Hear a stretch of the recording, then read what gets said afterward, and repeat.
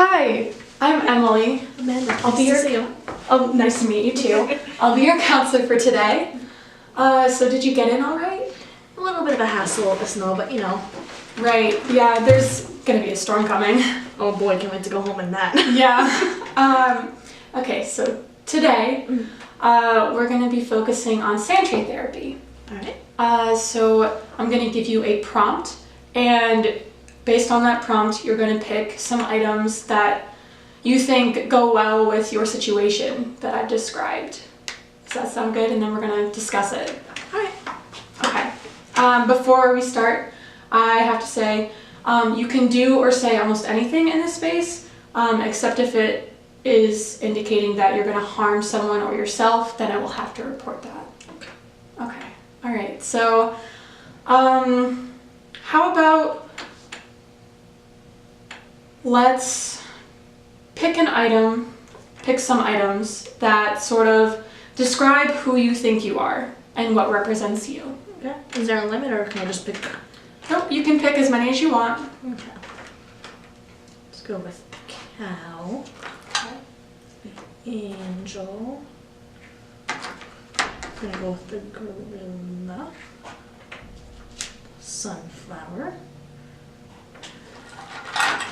Not any others. Let's go with the bride. Okay. So I noticed you put down the item over here. Was there any particular reason why you picked it up and put it down? Well, I don't know. The house recently we were kind of kicked out of our house. Our landlord, he just wanted to sell it to make more money. Even though we were paying rent on time every month, he put himself in a situation where he wasn't financially okay, and so he sold the house. Mm-hmm. And so we were forced into finding a new one quickly, and we did. But I lived in that house most of my life, so it's weird being in my third year at college and going home to a new place. Mm-hmm. Which is, it's okay. It's a beautiful house, don't get me wrong. It's just not the house I grew up in.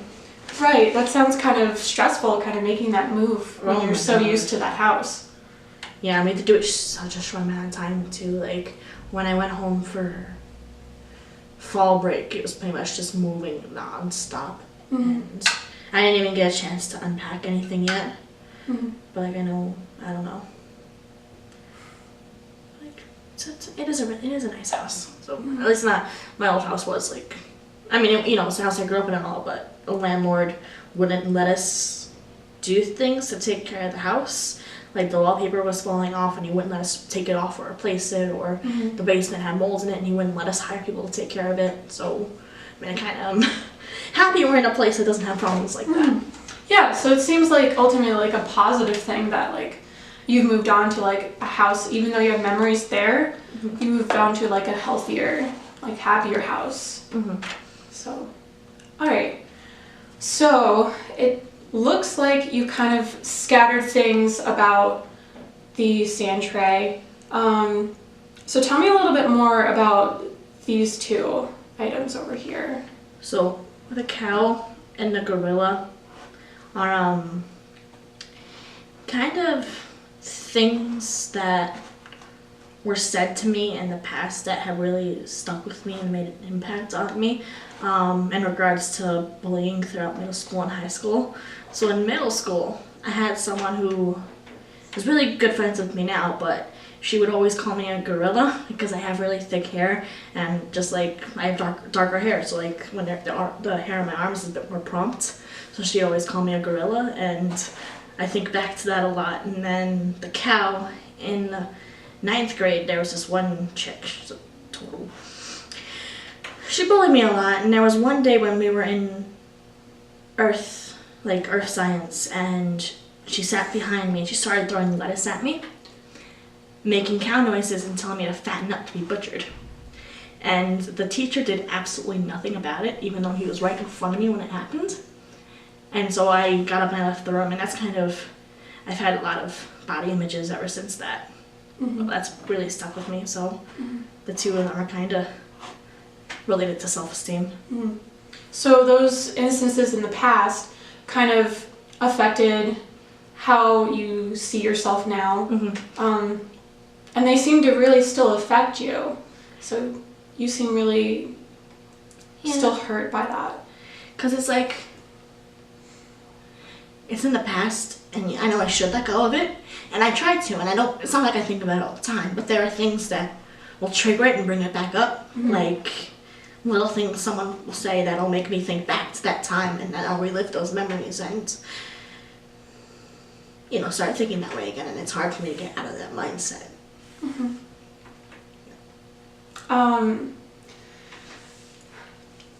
So I want to stop for a second. I want you to breathe. It's good to express these emotions. It's good to take the time to think about them and express them. Yeah, good to let it out and talk to someone about it. And if at any time you feel uncomfortable, let me know. Okay, so let's reframe this. Okay. So, you've had instances in the past where people have said these things that were not appropriate or nice, and it's really affected you. And I think it would be helpful if we sort of reframed the thinking process. So what I want you to do is, it would be healthy to start journaling. Journaling is definitely a thing that you can start and sort of channeling those feelings down. Why did you add that figure? That's Mitch. So explain to me more about what this figure represents for you and like why it's in between these two other figures. I don't know, ever since Mitch came into my life, he's really been helping me, especially when it comes to self-esteem. And he kind of breaks it up. Like if I vocalize that I'm feeling that way, he'll kind of just get in between the two of it and shove them away and bury them and remind me how I'm perfect to him, and that's all that matters. And of course, you know, perfect in my own eyes, but perfect to him as well, because, you know, he's my boyfriend. So he seems like a really like positive force in your life, and it's very good that you have that support system behind you. Yeah, he's made a world of a difference. I'm really fortunate to have him. That's good. That's like a positive force in your life. So to summarize, like even though you have had these, you know, negative experiences in the past, you have people in your life now that are even more positive and supportive than ever. And that sort of helps you cope with these experiences in the past. Yeah, you're right. So I kind of want to pose an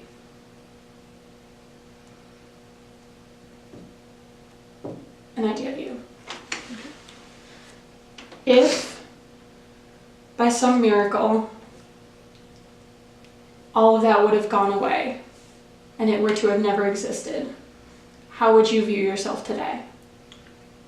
And you can add more figures if that applies.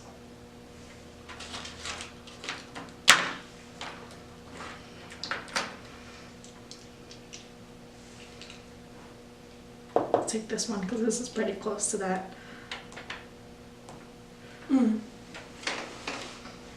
So explain to me like the changes you made with the figures in here. So the sunflower they're usually used to represent something that's really happy. And even though I have a lot going on in my life, and most of the time I'm not happy at all, I try to be happy around other people and be like a joy in their life. And so, you know, in a situation where none of this has happened, I'd feel like I'd be able to do that not only for them but for myself as well. And then with the diamonds, I feel like I'm always told how good of a person I am and how I have an amazing personality and I'm a really good friend. And I feel like, you know, if I never developed the issues that I have now, I'd be like a diamond in the rough, you know. I'd be just a really happy person, happy person with no self-esteem issues who, you know, thinks she's beautiful and all that without people having to remind her constantly. And even, like, in many ways you still are that diamond, because of, like, many of the support systems you have in your life now sort of reflect what you're putting out there, you know? Yeah, that's very good. That's very positive. So explain to me more about these two figures we haven't gotten to yet. So I'll start with the angel because it kind of relates to that. Mm-hmm. How I have so much with everything building up on top of each other, and then the depression and anxiety and the OCD and the paranoia, and I tend to put a lot of that to the back of my head when I'm around others and kind of be this guardian looking out for people. You know, I'm the mom friend, I'm the person that people go to. I catch people when they're falling down. You know, as put to me by my professor the other day, I shouldn't kill myself trying to save other people. Mm-hmm. So, like, I'm like a guardian looking after them. That's where the angel comes in. So, it seems as though, despite the negative things that have happened in your past,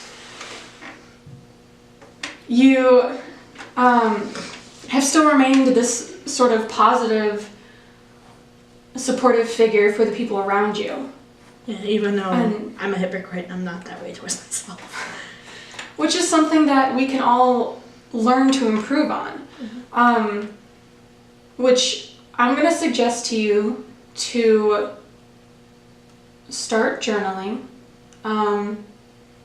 For next week's session, I'm going to ask you to sort of journal about like any sort of frustration you felt towards like yourself, and like any negative thoughts, to just journal them out so we can discuss that and sort of work through that. Does that sound good? Yeah, that sounds good. Okay. Thank you for coming today. Thank you for having me.